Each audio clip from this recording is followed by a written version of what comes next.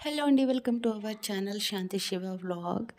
Parenting అంటే not and easy కదా! So, మీరెలా ఫీల్ అవుతున్నారు కామెంట్ బాక్స్‌లో కామెంట్ చేయండి. నాకైతే అనిపిస్తది పేరెంటింగ్ అంటే నాట్ అండ్ ఈజీ అని చెప్పేసి.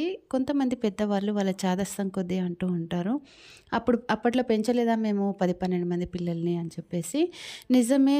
అప్పుడు ఏంటంటే ఉమ్మడి కుటుంబాలు ఉంటుండేవి కాబట్టి ఒకళ్ళు కాకపోతే ఇంకొకళ్ళైనా ఎత్తుకుంటారు ఏడుస్తుంటే పిల్లలు. బట్ ఇప్పుడు మొత్తం సింగిల్ ఫ్యామిలీస్ కదా! ఏం చూసుకున్నా గానీ మనమే చేసుకోవాలి. అండ్ అది కూడా హస్బెండ్ డ్యూటీకెళ్లారనుకోండి, ఇంకా వైఫ్‌కి చుక్కలు చూపిస్తారనమాట. సో, ఆ ఫేజ్ అనేది చాలా కష్టంగా ఉంటుంది. అది అర్థం చేసుకోవాలి అనేది నా ఫీలింగ్. ఇక్కడ చిన్నోడికి గోర్లు బాగా పెరిగిపోయినాయనమాట. ఎవ్రీ 2 వీక్స్‌కి ఒకసారైనా నేను నెయిల్స్ అనేవి రిమూవ్ చేస్తాను. ఎందుకంటే తను గీరేసుకుంటాడు మొఖానికి. ఆల్రెడీ గీరేసుకొని ఏడుస్తున్నాడనమాట. సో, అందుకని నెయిల్ కట్టర్ తీశాను. ఈ లోపల వైషు వచ్చేసి ఆ నెయిల్ కట్టర్ గుంజేసుకుంది.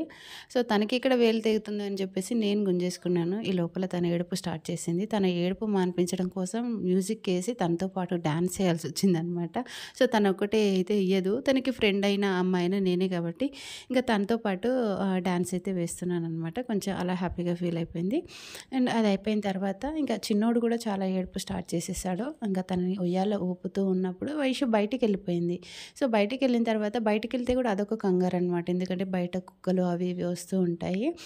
తను పిలిచినా గానీ రావట్లేదు. వీడిని ఒకవైపు ఊపుతున్నాను, ఇంకోవైపు వైషుని పిలుస్తున్నాననమాట. తను రావట్లేదు ఎంతసేపటికి. ఇంక చిన్నోడు కూడా తొందరగా పడుకోవట్లేదు. చాలా ఒక హాఫ్ అన్ అవర్ అట్లా కంటిన్యూస్‌గా ఊపితే గానీ పండడనమాట. ఒక కిడ్ ఉంటేనే భరించడం చాలా కష్టం. ఇంకా ఇద్దరు కిడ్స్ ఉన్నారనుకోండి ఇంక చాలా నరకం అనమాట.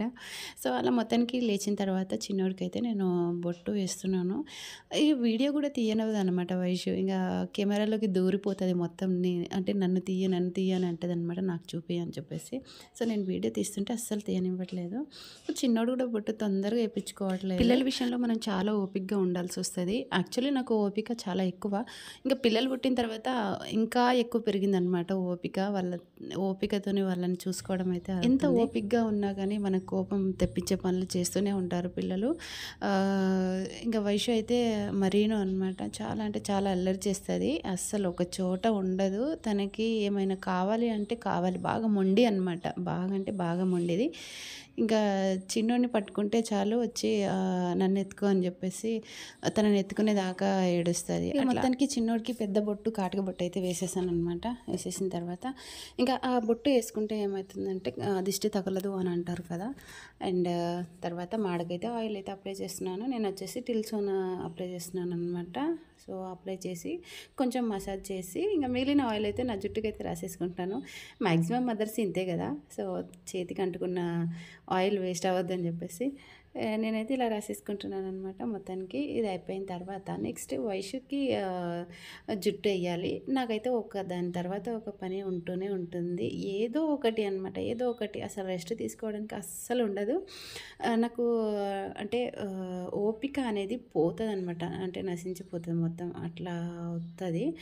ఇంకా వైషుకి జుట్టు వేయాలంటే నాకు చుక్కలు చూపిస్తుంది అనమాట. అస్సలు అంటే అస్సలు వేయించుకోదు. నేను ఏదైనా ఫంక్షన్స్ ఏమైనా అకేషన్స్ ఉంటాయి కదా, అప్పుడు తనకి నేను ఎలా చేస్తానంటే తన చేతికి ఒక ఫోన్ ఇచ్చి అప్పుడు వేస్తాననమాట. అంటే అప్పుడు కుదురుగా కూర్చుంటుంది.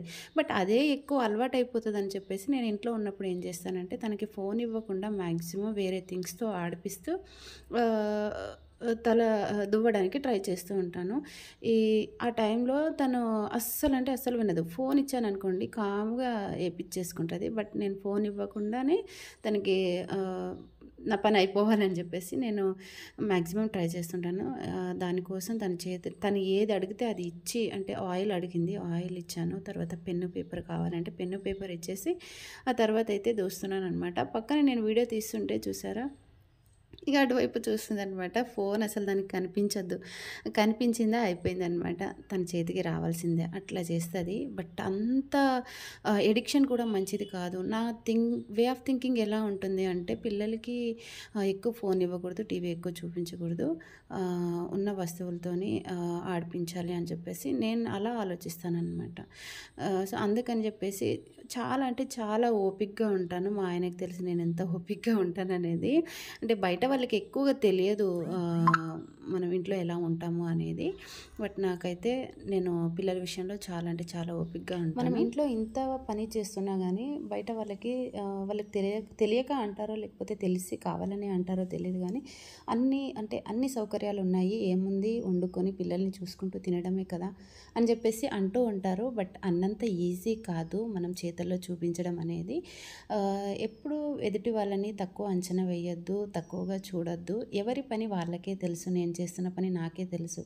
సో నేను వేరే వాళ్ళని అనడానికి అస్సలు లేదనమాట. ఎందుకంటే ఎవరి పని వాళ్ళకే తెలుసు.